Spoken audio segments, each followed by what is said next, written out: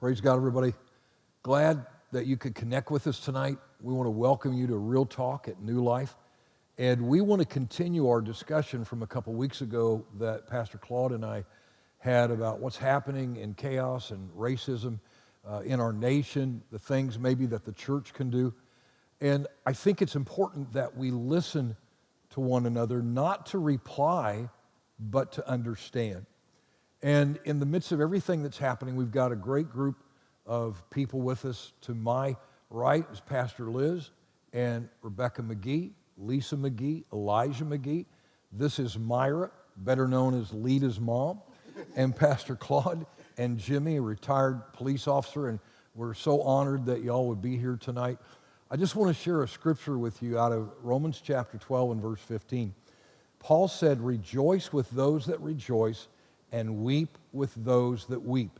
He made no distinction or clarification about any of that. And at times we have ignored what people were going through because we didn't understand. But he didn't say we had to understand what somebody was experiencing in pain or discomfort or challenges. We needed to connect with them as a part of the body of Christ and say, I don't understand what you're going through, but I'm with you in this, whether they're rejoicing or whether they're weeping. In our physical body, when we are wounded, doctors tell me that there are elements in your body that race to that place of a wound and begin to aid and begin to help. And I think that's what we are all about tonight. We, as the church, need to begin to rush to the aid of people that are struggling or challenged and not make a difference as to what's going on or even not understanding, but saying, I see that you're hurting and you're in pain. What can I do to help you? So in these next few minutes, I think you may hear some things you may not be aware of, and we want to answer some questions tonight that I think will help the church move forward. I believe that the church is at a place where we have the ability, and if we'll combine our voices, we can make a real difference in this land. We're watching divisiveness at every level in our culture. And we're not here to stereotype anyone because there are elements of good and bad and evil all through our land in every different color at every different level. But we want to come together as one body, Christ Church, and make a difference in this land. And so I want to take a moment and turn this over to Pastor Liz, and we just have some things we want to share and discuss, and I know that tonight you're going to be blessed. Yeah, so like Pastor said, we want to make sure that we don't act like some people in a conversation as family or in a relationship, that we're not listening to wait for our response, but that we're listening to understand someone's perspective and to feel how they're feeling. And so I have some questions here that we're going to kind of go over. And one of the first things I want to talk about is how do we have uncomfortable conversations? Because as a family, because we're the family of God, and even people I don't know, if he's a believer, he's the family of God, and I have friends sitting here with me, so we care about each other. So how do we have conversations as family and friends that are difficult? Because I know when you're in a marriage or you're in a family, you don't always agree. And as siblings, you fight and you don't get along and you're not going to see eye to eye all the time. But how do you still come out loving each other, still standing for each other? I know as a family, siblings can fight with each other, but don't mess with my sister. Don't mess with my brother. I can pick on them, but you don't touch them. So how do we have those difficult conversations and still come out going, we're still family? We don't always agree, but we still need to talk about this because it's important. And if we don't talk about it, we'll never understand. We'll never feel how they're feeling. So from your perspective, how would you want to be approached? How would you want somebody who's like, I don't understand. I have never experienced the things you've experienced. How can I approach you and say, listen, tell me, help me understand, help me feel what you're feeling and all of that kind of stuff. And any of you can jump in if you have a suggestion.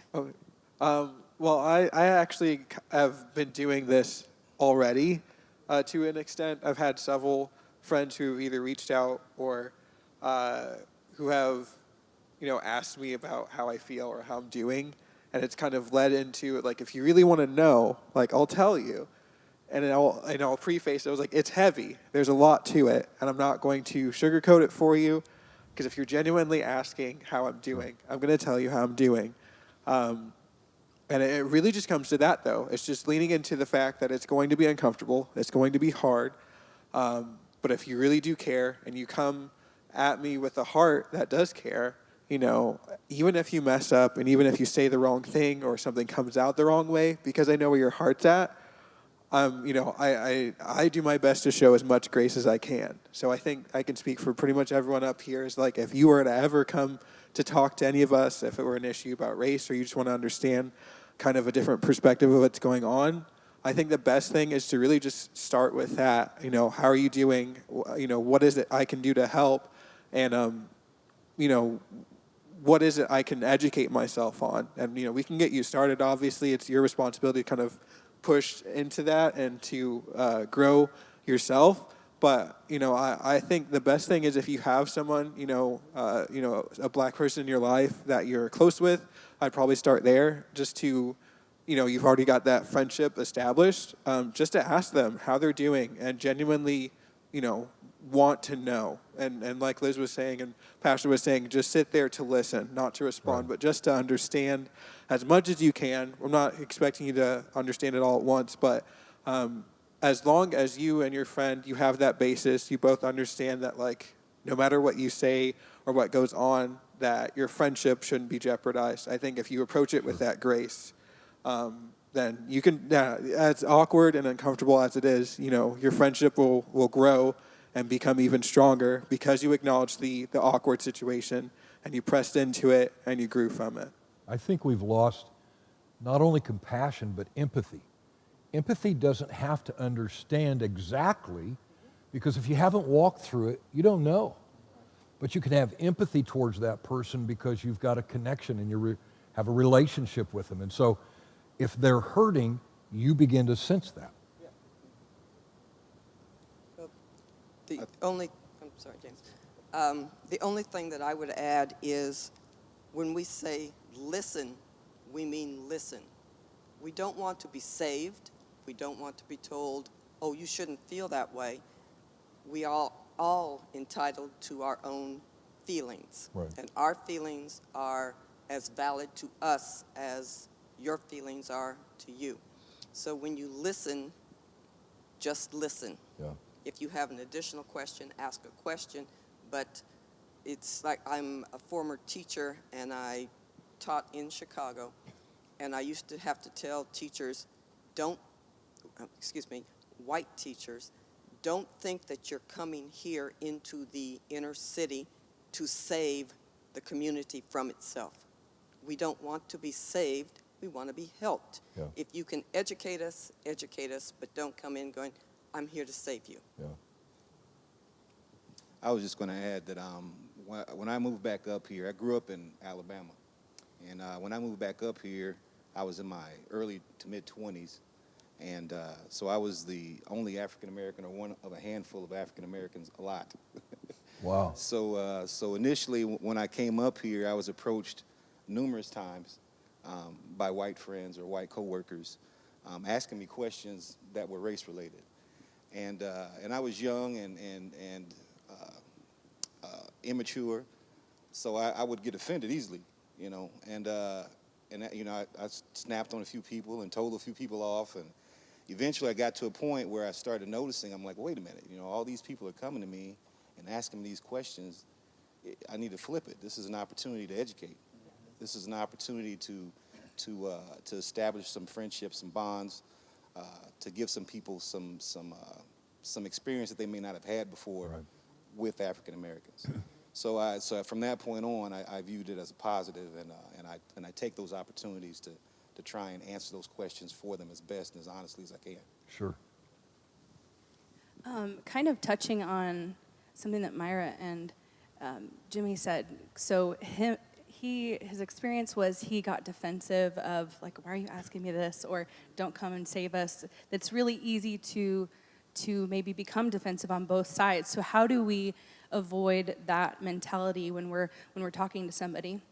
Such as a lot of white people will get defensive of, I'm not racist. I've never treated anybody like that. So it's really easy to stop listening as soon as you get that mentality. Well, I didn't, this isn't me, I'm not doing this. So then you just quit listening. So how do we avoid that sort of mentality, maybe even on both sides? I love that you did that you recognized, you're like, hey, listen, this isn't helping me, this isn't helping them, to not like make a friendship or not help them to understand. If they feel comfortable coming to me, I don't want to shut it down. So how do you keep those conversations going and avoid being defensive, maybe on both perspectives? I think one of the things the first thing we have to do is that when someone approaches us that way, is that we stay calm. Because if we stay calm and just begin to answer their questions, it also gives us opportunity to say, okay, the next time you approach a person of color and you have a question to ask, maybe you should do it this way. But because I know you, because I know your heart, I'm going to answer your questions, but then I'm also going to lead into, okay, now I'm going to educate you how to approach somebody else. Because depending on who you approach, like, for example, when I taught at Lakeland College, a colleague made a comment. And she was in front of my door, and she was making it around some students. And I said, come here. And I pulled her in, and I shut the door. I said, depending on where you are, if you'd have made that same statement, your behind was going to get whooped. So you need to be careful what words you use and how you respond to a person of color, depending on where they're from. And to this day, she'll say, because of what you taught me, I'm very careful when I approach people of color, how the words that I use, my tone, and also my facial expressions. Because sometimes my facial expressions will say something completely different than what my mouth is saying, and that could still be my behind. Usually I would just answer the question. If it's somebody that I felt comfortable with and that I knew, I would answer the question, but then also educate, okay, next time, if you have an opportunity to ask a question, this is the approach you need to take. And kind of following up on what Claude said, an example that's popped into my head is the use of the word colored when referring to African Americans. I have a friend of mine, a very good friend of mine, who is not racist at all, but has a habit of using colored. And so I've told him, I said, listen, that's not the appropriate word when you want to be in public. You need to refer to an African American as black or African American. Colored is considered a racist derogatory term. So, and they didn't know, and so they thanked me for that. So. And it's not always about avoiding the defensive response. Like Claude was saying, you just have to be able to respond to it in a way that it kind of puts them on, kind of put the defenses down. Say, I understand. You say you're not racist, but here is what I'm hearing.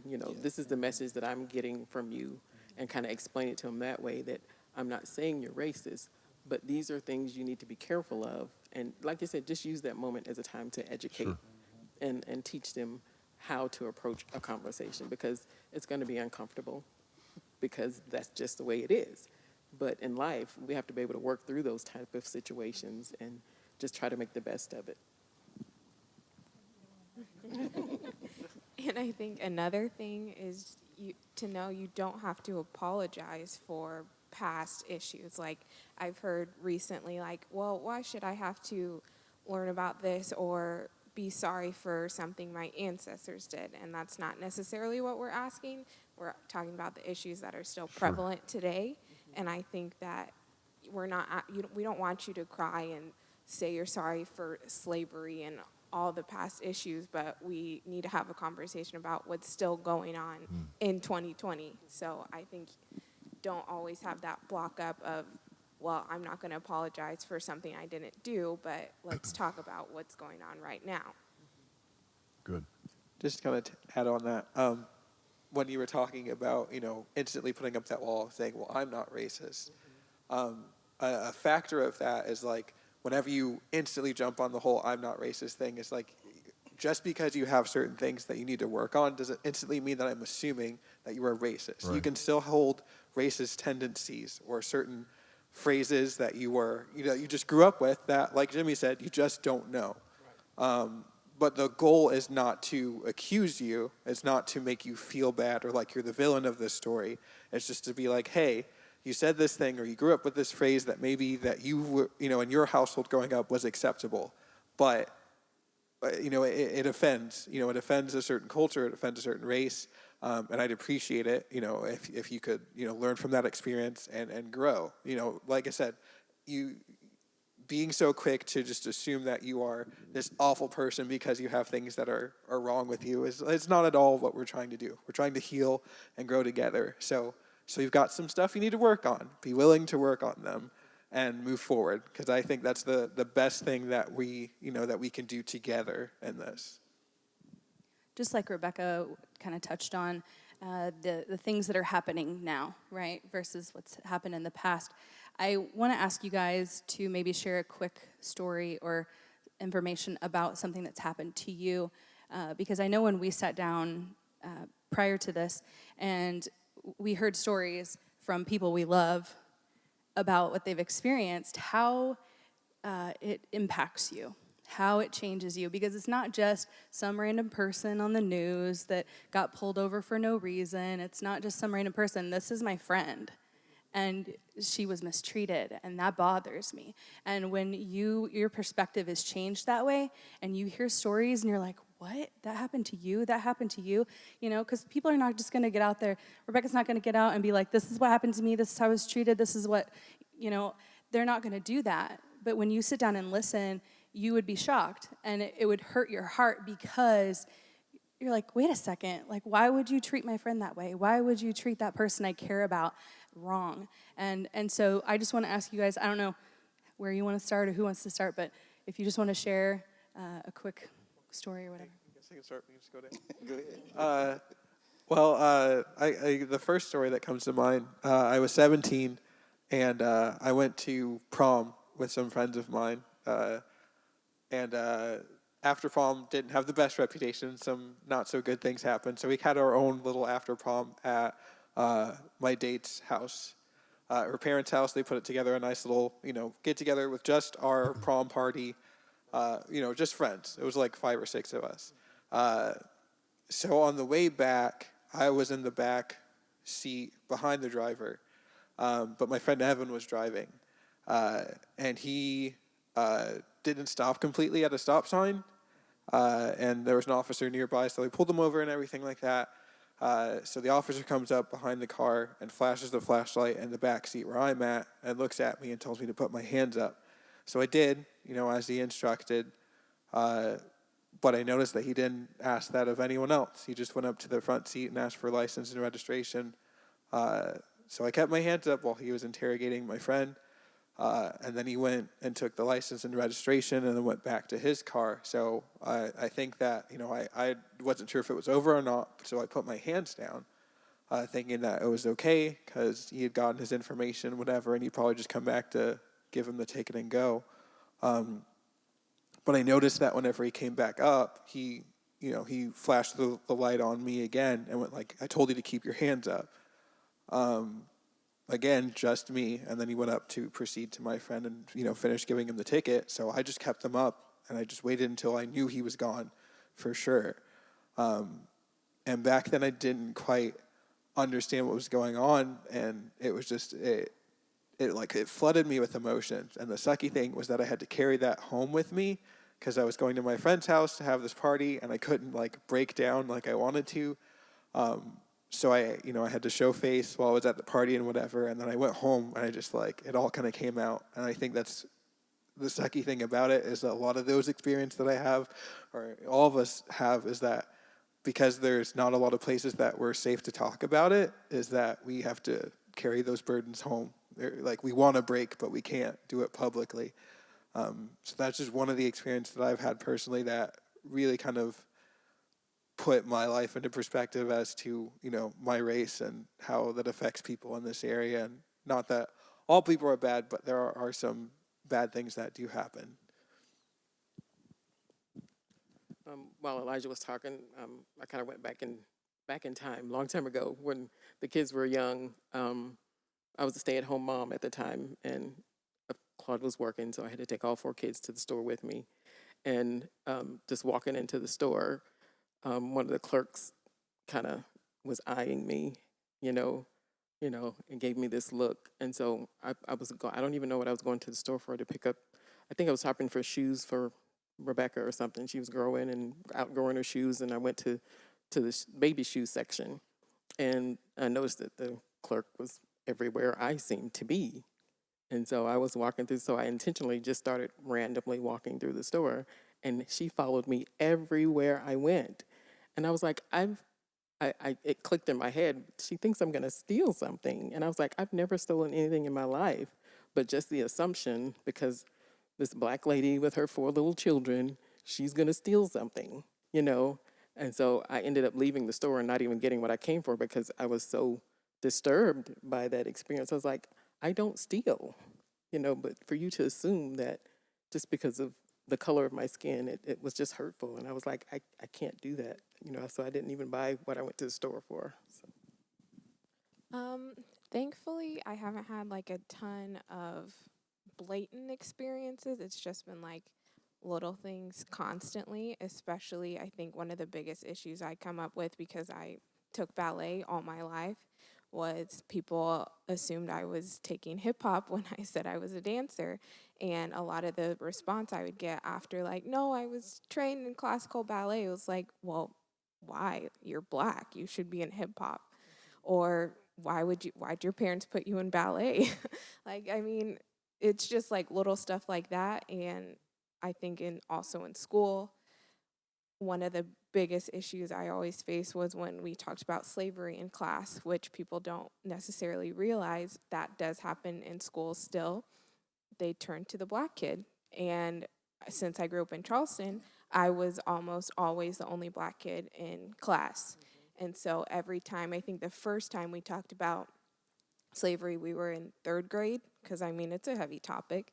And every single kid would turn around and stare at me, or they would ask me questions like I already knew everything. And I'm like, well, I'm 8, I'm learning just like you are. And it happened all through school. It wasn't just a one-time thing.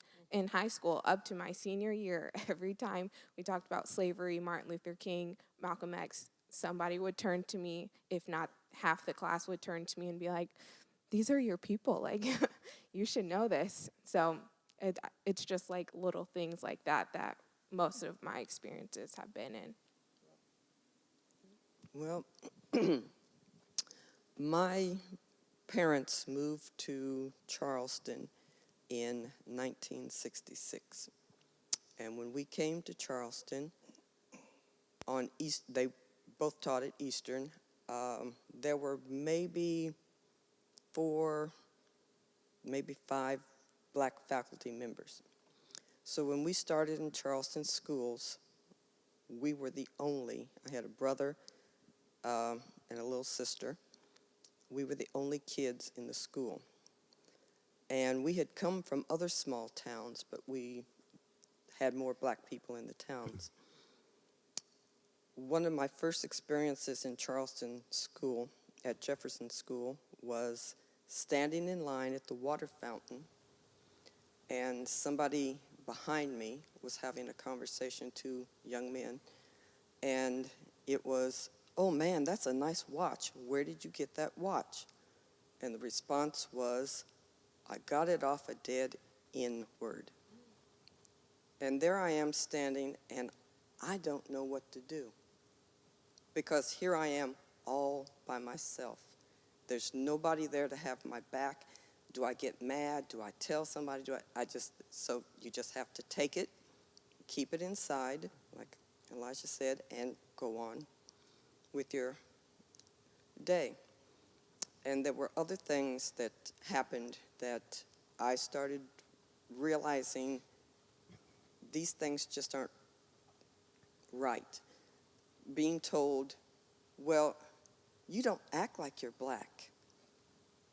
And I'm like, is that a compliment or an insult?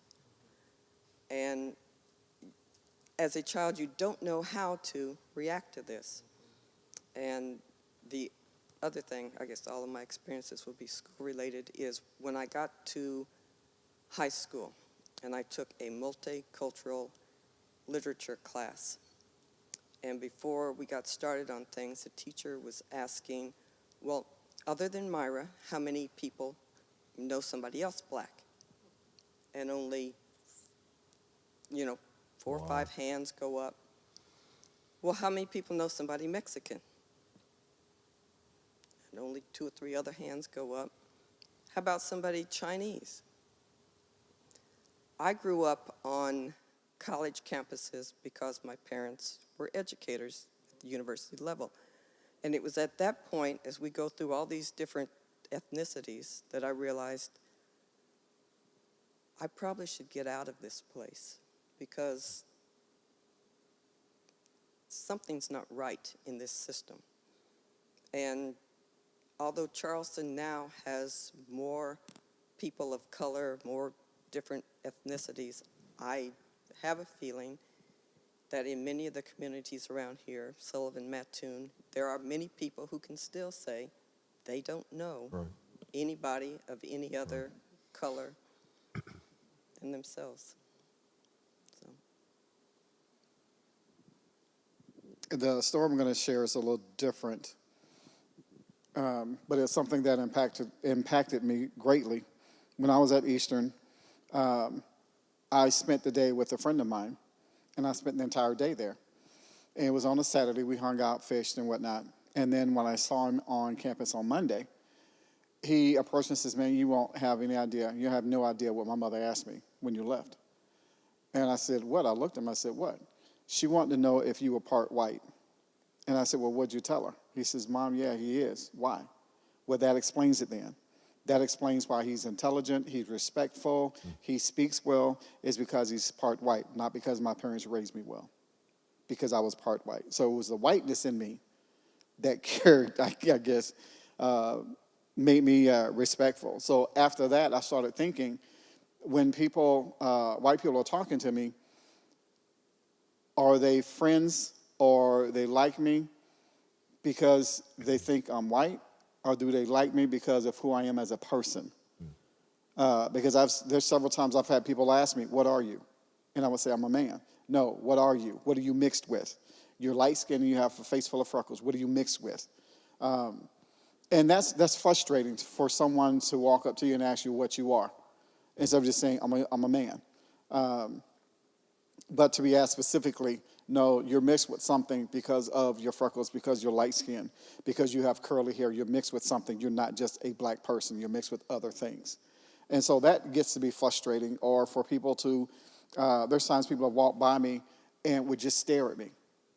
I even had one situation, we were in the mall and we were walking, and this lady and her mother, she was with her mother shopping, and they walked by and she speaks out, Mom, that guy has freckles. And she says it loud enough that people around us could hear her, the fact that I have freckles. So it's stuff like that would aggravate me, because I didn't know if people liked me for me or they liked me because I carried myself well, which means, which in their minds, some of them in their minds, it equated to me being a white person, not a black person. So a lot of times I've been taken out of my race so that they could like me. And to me, that's frustrating and aggravating. Well, growing up in Alabama, I could do this all night. But I'll just share a couple quick stories. One, I was a young officer, hadn't been with the department for about maybe three to 5 years.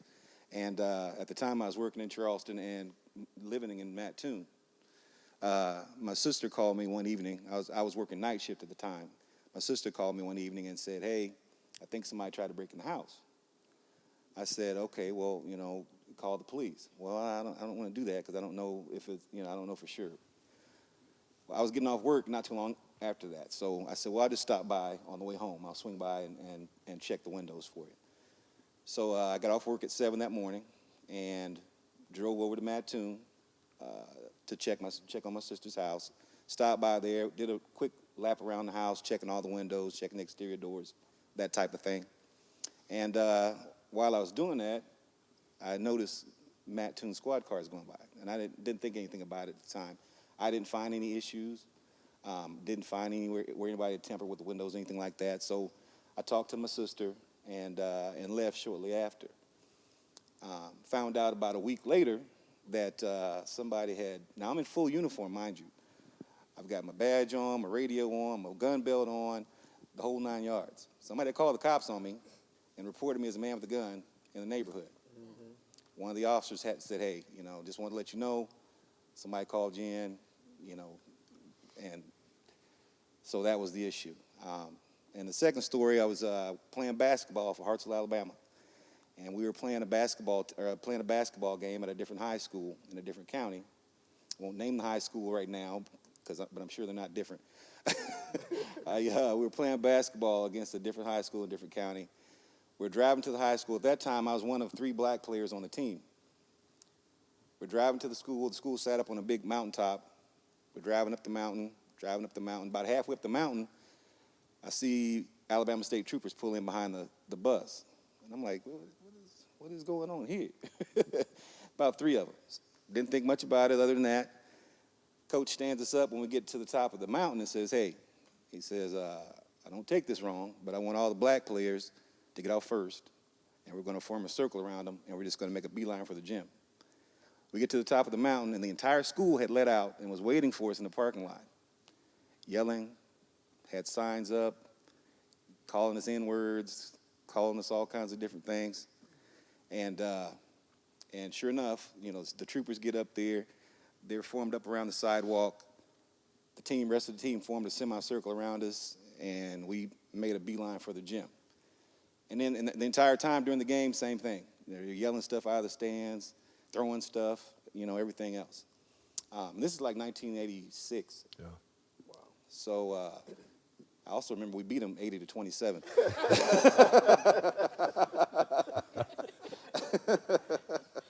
So the biggest thing I noticed coming from Alabama to here is that the racism is different.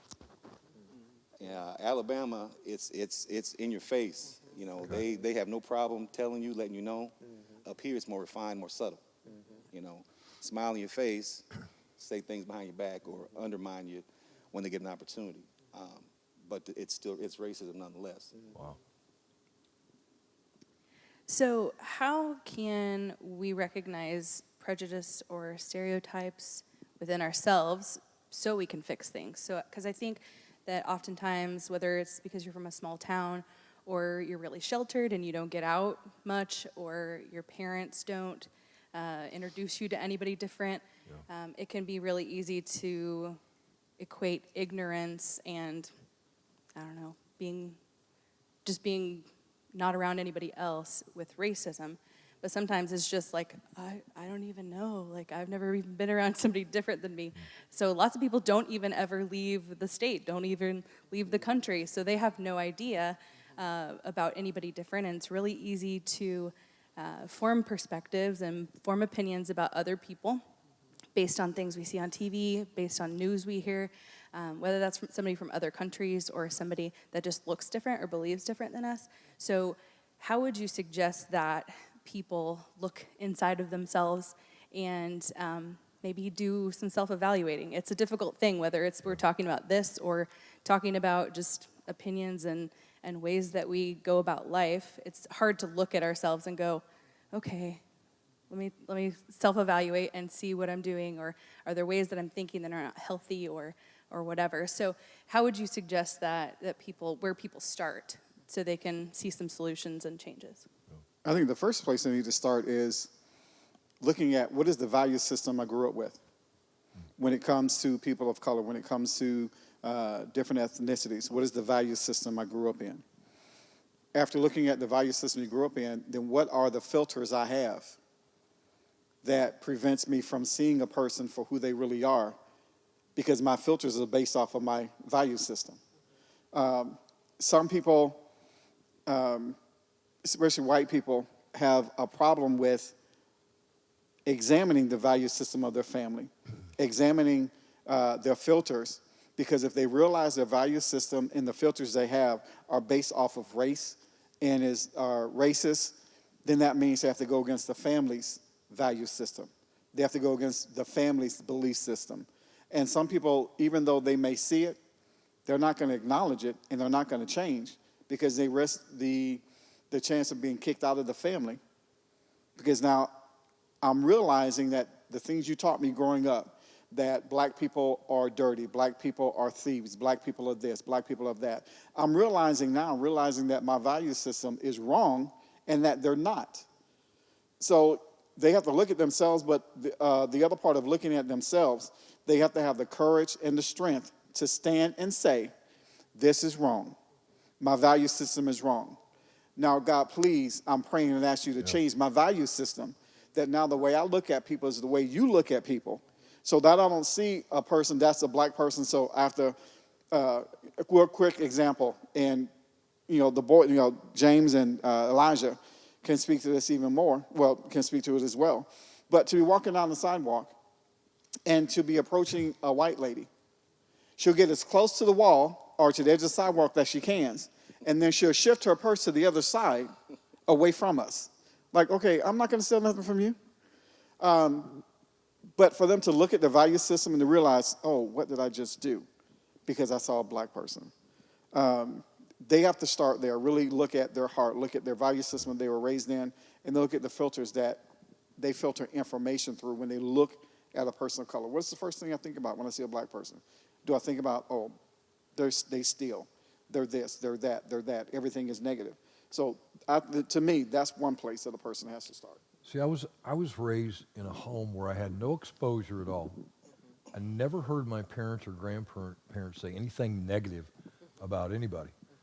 But in retrospect, the only thing that I would remember is movies or something I saw on television that portrayed blacks in a particular light. So when I got in college in biology class, I was sitting next to a black man who became one of my best friends. And I was nervous because I wasn't sure how to relate. And so I'm just listening and thinking, I need to have this dialogue, but I hope I don't say the wrong thing. And he was incredible in helping me navigate all of that. And I think, and this may be restricted vision, but I think there were a lot of kids I went to school with in a rural area that probably got their perception from television. Maybe not all of them, but some. No, that's very true. And of course, at that time, it's always drug dealers, pimps, basketball players, football players, that type of thing. It's never anything positive. And that perception has to change. And it's changed gradually over the years. I think no matter what we do, it's going to take some courage on everyone's part. Yeah. It's going to take some courage to self-reflect, recognize that there's an issue, recognize there's a problem, and then have the courage to make a change. Right. And it's not, unfortunately, I think this is going to be a generational problem. It's not going to be something that's going to be fixed probably in our lifetime even. But we can take some of the initial steps. We can lay the groundwork. And I think it's going to have to start with the children, because I think racism is a learned behavior. It's not something, a 3-year-old doesn't grow up hating people. No. So they acquire it at some point in time during their lifetime. So I think it's going to have to start young. And for people who already are set in their ways and are in adult stages of their life, again, it's going to take that self-reflection. It's going to take some time to have these difficult conversations. And have the courage, like Claude said, to say, hey, you know what, I need to make a change, and then find the strength to make that change. Okay. And I had one thing.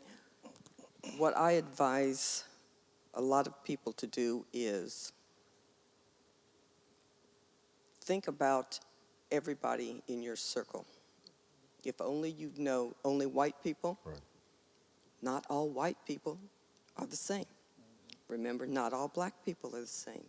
I said you pick your white friends the same way you pick your black friends. You share the same values, you share the same interests, and just stop assuming that all black people, whatever. And that's, I also think, like Pastor was saying, his family never taught him that, any racist mentalities, but you have to be intentional about exposing yourself to people that are different from you. Because when we moved up here in '97, and coming from Florida to rural Illinois was like culture shock. And Claude and I were very intentional about making sure our kids were exposed to other people, because everybody they knew were white people. Right. And not saying that wasn't okay, that was fine, but we wanted them to know people from other places. And so we got involved with the international program at the university, and we would like host different people, different students. And as they come to America, they would want people to help them out and, you know, learn their way around town, how to get a cell phone and how to drive and that kind of stuff. And so we were intentional about making sure they knew people of other races because they weren't going to be exposed to that living here in Charleston. And so I think people need to be willing to get out of their comfort zone and reach out into the community, because even I think Lakeland even does a program like that if they want to get involved in something like that, to kind of start building those types of relationships so that you can get to know people outside of, you know, the bubble that's here in Illinois. Just kind of quickly tag on that. My answer kind of comes from experience, because I noticed I had a friend of mine who was a recovering addict, and I was trying to be a good influence in his life. He was getting back up on his feet. He'd recently just been released from jail, so he'd reconnected. I wanted to give him a chance and open my heart to hopefully helping him on his journey. But it ended up, he wasn't clean, and after a while, he showed his habits again. Our relationship got really toxic. He would call me at all times in the night, asking for money or for a ride or stuff, and I had to cut myself off because it became too taxing. But what I noticed is that after I had completely cut myself off, I still had this bias against any other recovering addicts, and it made me into a person I didn't like, because I would hear that someone had been, out of recovery or was sober, and I would instantly have those feelings that I felt with that toxic relationship with my friend, and all the things that he had done while he was struggling. And that was something I had to unlearn. I had to unlearn that bias of like, all people who are recovering, there are some that stick to it. There are some that do get out and do find that purpose or that value that keeps them away from that lifestyle. But it did take some time, and it took a lot of soul searching to examine myself and realize, the things that were messy and ugly, and acknowledge those parts of myself and call them what they were, in order to mend and heal from it. And I actually, through that experience, I had another friend who was also a recovering addict who really helped me through that, because he was one of those people who did, stay the course. He found his faith in Christ and really got saved and, plugged into a church, and he's been clean ever since. He's one of my best friends now, but it took a lot of me acknowledging what was wrong within myself and saying, this is not okay for me to think this way or to be so triggered when interacting with certain people, and to make sure I'm checking my own heart, keeping it open, for other people I may encounter that fit a certain, whether it be race or a stereotype or some type of culture. And just to add on what everyone said, as we are all reflecting on things that we need to be better about, don't be too hard on yourself, because you may not have been taught that in your home, but it's ingrained in our society in America. Even just like with seeing a black person and like trying to run away, I had to do a study in one of my psychology classes, and I read a study that talked just about colors in general and how Americans see different colors in different ways. And what they found at the end of the study, that black, darker colors automatically brought negative feelings on all types of people. So it wasn't just white people, it wasn't just, certain groups, but it's heavily ingrained in the American society. So when we're all talking about issues like this and trying to reevaluate and retrain our brains, like, we're all in this together, and we all have to not, beat ourselves up about it, because it's been in our system for so long. So just be kind to yourself as we all kind of go through this. Yeah. I think it's really important what Lisa was talking about being intentional and seeking out different kind of people, different kind of cultures, different races, people that believe differently than you. And one thing that we kind of had talked about when we met before was the idea, like for me, if I don't have anybody in my life who doesn't know Jesus, it's really easy to become judgmental upon everybody who sins or does something wrong. It's really easy for church people, for instance, to live in this bubble and to be like, I can't believe you made a mistake. I can't believe you did something wrong. And instead of seeing somebody with eyes of compassion and saying, I work with you and you're hilarious and we have a lot in common, but you don't know Jesus. And so I care for you and I don't want you, to miss out on this relationship that I found in him. And so you have that perspective when you surround yourself with somebody different than you. So I think it's really important that we seek out those opportunities to learn from each other and to be educated. And for anybody who cares to know, there's so many things that the McGee family, at least, has shared as far as movies you can watch. YouTube has a slew of things. If you just type out things, there's documentaries, there are things, stories that you can read about people that have been mistreated or murdered and nobody ever cared, to try to find out what happened, and all of those sorts of things. But you actually have to type it in and look for it and educate yourself, because when you hear stories like that, even if you don't have a personal relationship with that person or that family, you still are going, that was just 20 years ago. That was just not that long. Right. How is this happening? And that kind of mentality shift. But one of the last things I want to talk about is how can we support you as a friend or a church family, or attempt to understand and bring solutions.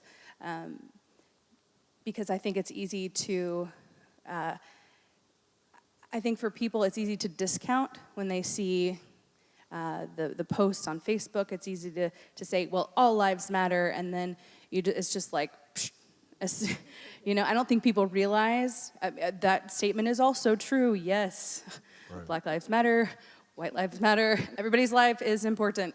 Yes, we're not saying that. But when you say, but, you say all those things, it's like you just shut down, and then at least from speaking to many of you, I know that your perspective in those moments are, okay, like you just feel like, all right, so now you're just not even listening, and you're not even trying to understand or anything, so you feel very unheard in those moments. So how can our church family personally make changes in our life to support people we care about, but also even as a whole, how can we be supportive, and how can we be praying and all those kinds of things for you guys? I think it kind of tagged into this earlier, but just be willing to be open and vulnerable and to acknowledge the weird and hard conversations and to have them, to care enough to have those hard conversations. Because like you said, when you make those dismissive statements, well, all lives matter, right. Or I don't see color as another one. We want you to see our color. We just want you to respect it and to accept it, not to make a big thing out of it, but to accept that we are, people, but we are black people, but when you dismiss it with statements like that and you're so quick to turn it down, we do go unheard, and it's frustrating. Yeah. So to move forward as a church, be willing to reach out to people, within the church that maybe you don't talk to, or people that you aren't usually talking to is a big thing.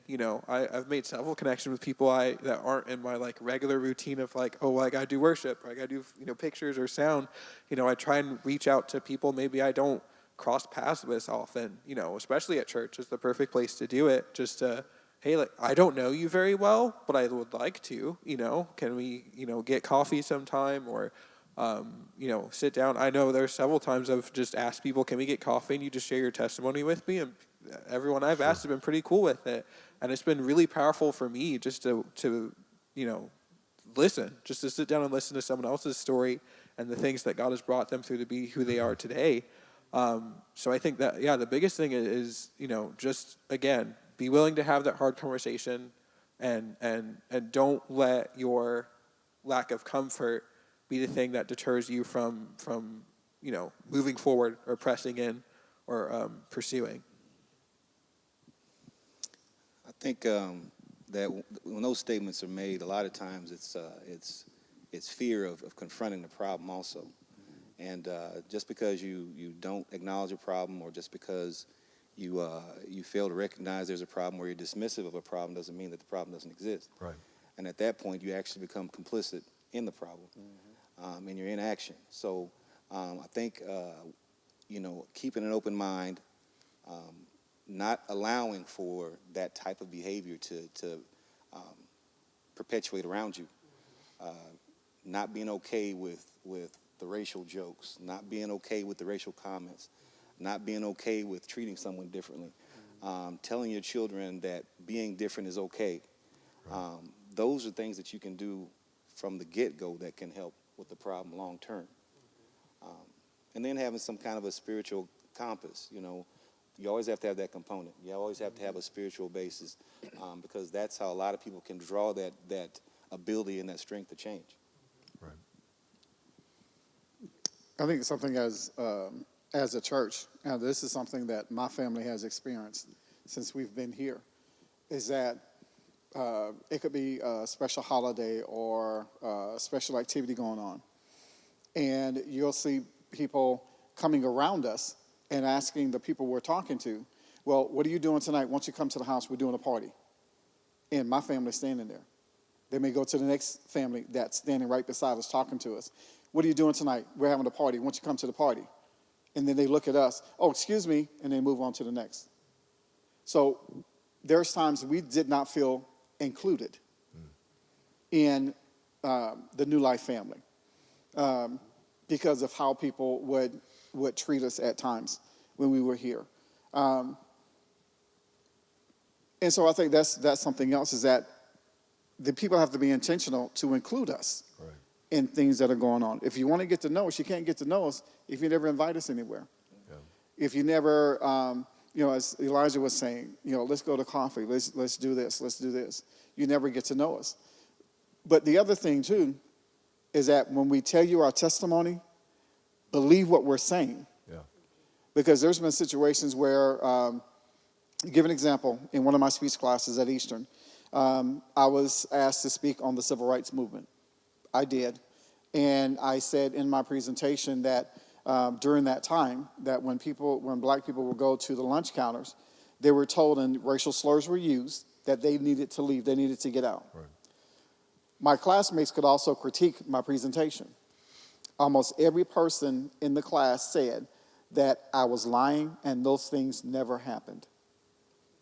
That I was exaggerating, I was embellishing the story just to make it sound good, that those things never happened. And it wasn't until my professor said, what he just said is true. Yeah. I've lived through some of those things. It is true, what he was just talking about. So that's something else that would turn us off if we're telling you our story. But then you come back with, my family didn't do stuff like that. That doesn't sound like, it really happened. Okay, you just shut us down. Yeah. And what you also said to us is that you really don't want to know the truth because you really don't want to change. Because if you accept it and you believe what we're telling you, okay, there's something inside you that has to change as well. Just so happens my daughter and I were having a conversation this morning, and we were talking about how dismissive Christians can be. And she said, you're talking to someone and all of a sudden it's, I'll pray for you.